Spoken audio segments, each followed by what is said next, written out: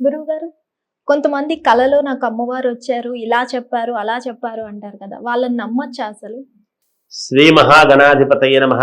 ఐం మహాసరస్వత్యే నమః. శ్రీ లలితాంబికాదేవియే నమః. కలలో అమ్మవారు కనిపించింది అని చెప్పేవాళ్ళను నమ్మొచ్చా నమ్మకూడదా అనేటువంటి అమ్మవారు కలలోకి రావటం అనేటువంటిది ఎంతో అదృష్టము, పుణ్యమైనటువంటి జీవితం అయితేనే వస్తుంది.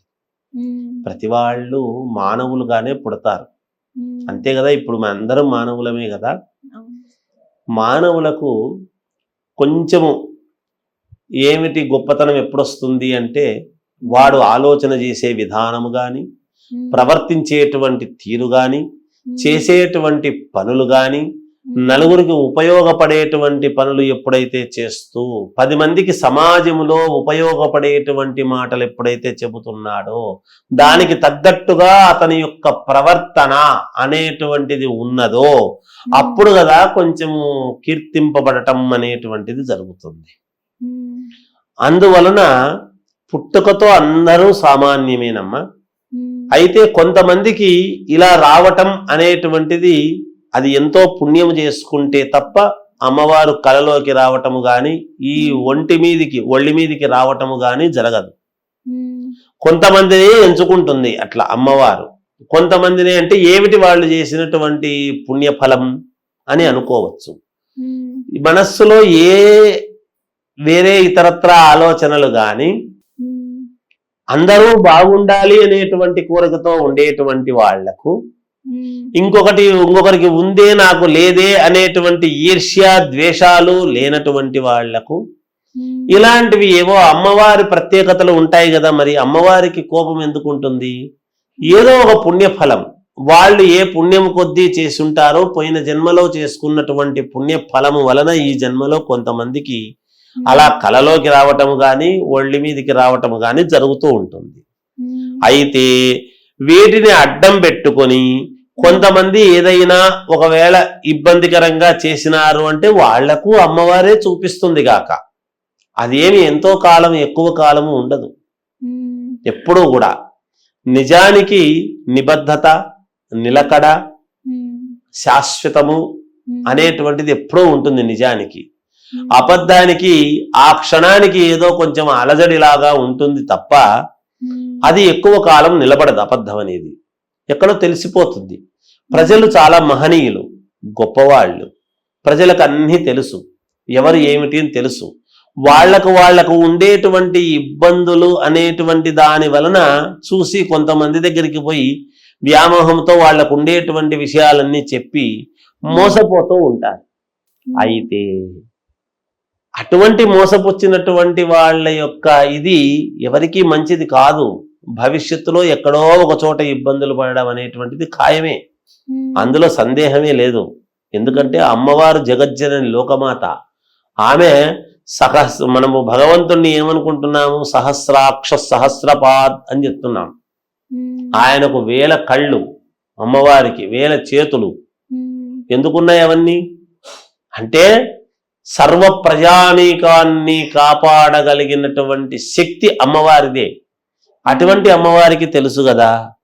అయితే ఇక్కడ మనకు ఈ కలలో వచ్చినటువంటి వాళ్ళ మాటలు నమ్మొచ్చా అంటే, ఆ సందర్భము, ఆ సమయము, జరుగుతున్నటువంటి విధానము, వాళ్ళు ఎప్పుడైతే చెప్పినట్టు జరిగిందో, అగో నా కల్లోకి వచ్చి చెప్పినా నేను అప్పుడే వినలేదు వీళ్ళు అనేది విన్నవాళ్ళు ఉంటారు కదా. ఊరికే కొంతమంది నేను ఆ రోజే చెప్పినా నీకు ఇట్లా జరుగుతుందని, నేను ఇగో ఈ రోజు చెప్పినా అని ఏదో ఒక తొసిమాట చెప్పేస్తుంటారు. ఇట్లా అంటే వాళ్ళ ఉనికి కోసం చెప్పే మాట. ఇది నిజంగా అమ్మవారు ప్రజల కోసం చెప్పే మాట కాదు.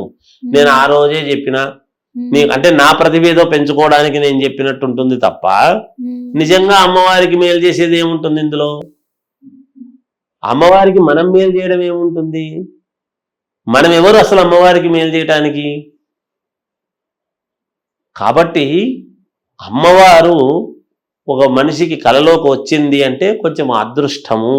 ఆ వచ్చినటువంటి వ్యక్తి ఎవరు, ఎటువంటి వ్యక్తి, ఏమి అతని యొక్క విధి విధానం, అతనికి ఉండేటువంటి క్రెడబిలిటీ ఏమిటి, వ్యక్తిత్వం ఏమిటి అతనిది, ఈ వ్యక్తిత్వ వికాసము అని ఊరికే పదాలు వాడుతూ ఉంటారు. వ్యక్తిత్వ వికాసము అని అది బాడీ లాంగ్వేజ్ అని మాట్లాడుతుంటారు ఇంగ్లీష్ పదాల్లో.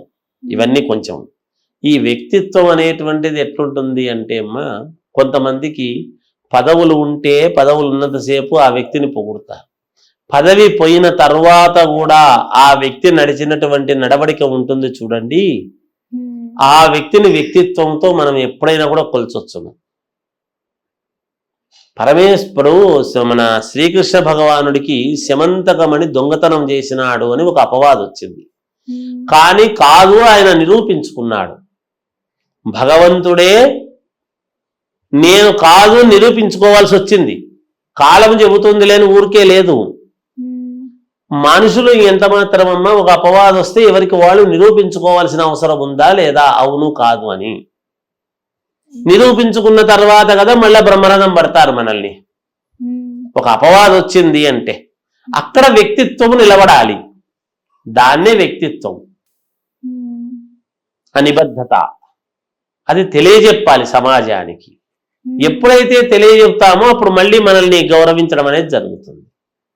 అలా ఆ వ్యక్తి ఎవరు, వచ్చిన వ్యక్తి ఎవరు, ఆమె క్రెడిబిలిటీ ఏమిటి, ఆమె నడిచే నడవడిక ఏమిటి, అతను ఎట్లుంటాడు, అతని ప్రవర్తన ఏమిటి, అతను చెప్పిన దాంట్లో నిజానిజాలు ఏమిటి.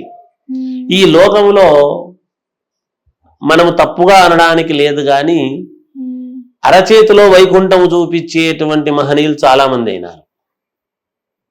ఆ అరచేతిలో వైకుంఠం చూపించగానే 4 మాటలు 4 ముక్కలు 4 మనం సంస్కృత పదాలు గొప్పగా మాట్లాడగానే తన మహాజ్ఞాని గొప్పవాడు అనుకొని పడిపోతుంటారు. చేసేటువంటి పనులు ఏమి వెనకాల ఎటువంటి వాళ్ళు ఉన్నారు, ఏమిటి, ఏం జరుగుతుంది అనేటువంటిది సమాజం ఎప్పుడు చూడదు. బయట పడినాడు మళ్ళీ తూ తూ తూ తూ తూ అనుకోవడం, మళ్ళీ ఒక ఇది గొప్ప చెప్పగానే మళ్ళీ గొప్పవాడు, అది లోకధర్మం. ప్రజలు క్రెడిబిలిటీ అనేది నిలబెట్టుకోవాలి. అమ్మవారి అనుగ్రహం ఊరికే రాదు ఎవరికి కూడా. అమ్మవారి అనుగ్రహం రావాలి అంటే మనం ఎంత కష్టపడాలి, మనం ఎంత నిస్వార్థంగా ఉండాలి.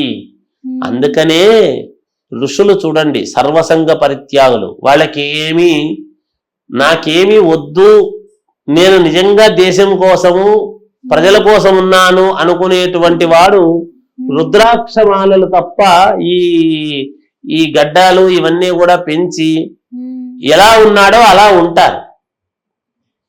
లోకాన్ని మాయ చేసి మసిపూడి మారేడుకాయ చేసేటువంటి వాళ్ళే అన్ని భీషణాలంకృతాలు అన్నీ కూడా చేసుకొని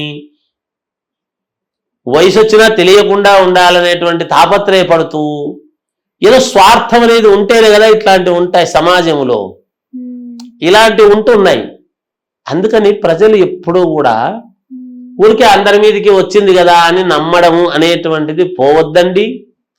ఆ మనిషి యొక్క బ్యాక్గ్రౌండ్ ఏమిటనేది తెలుసుకోండి, ఆ మనిషి ఔన్నత్యం ఏమిటని తెలుసుకోండి. అప్పుడు ఆ మనిషికి నిజంగా కల్లోకి వచ్చిందా లేదా అమ్మవారని తెలుసుకోండి. ఆ చెప్పిన దాన్ని పాటించండి, మీకు మేలు జరుగుతుంది. ఎక్కడా మోసపోవద్దు, ముందు తెలుసుకోండి నిజానిజాలు అనేటువంటిది మనం తెలియజెప్పాలమ్మా. ఎక్కడికక్కడ ఊరికే కల్లోకి వచ్చింది అనగానే మనము వెంటనే గొప్పవాడు మహనీయుడు కల్లోకి వచ్చింది అని నమ్మడం అనేటువంటిది చాలా తప్పు. చాలా మంది పెద్ద పెద్ద వాళ్ళు చదువుకున్న వాళ్లే మోసపోతున్నారు. పాపం అమాయక జనులు, వాళ్ళది ఏముందమ్మా మోసపోక. ప్రజలు ఎప్పుడు మోసపోతూనే ఉంటాడు. సమాజంలో మోసపుచ్చే వాళ్ళే ఎక్కువ ఉన్నారు, జనాలు ఎప్పుడూ మోసపోతుంటారు. 4 మాటలు చెప్పంగానే అబ్బా చాలా బాగా చెప్పినాడని పడిపోతారు. ఆ పడిపోయి ఆ మోసానికి లోనవుతూ ఉంటారు. అలా కావద్దు అని తెలియజేస్తూ మీరు తెలుసుకునేటువంటి విధానం ప్రతివాడికి భగవంతుడు తెలివితేటలు ఇచ్చినాడు. ఒక్కసారి తెలివితో ఆలోచన చేసి జాగ్రత్తగా అడుగులు వేస్తారు అని తెలియజేస్తూ జయోస్తు. ధన్యవాదాలు గురువు.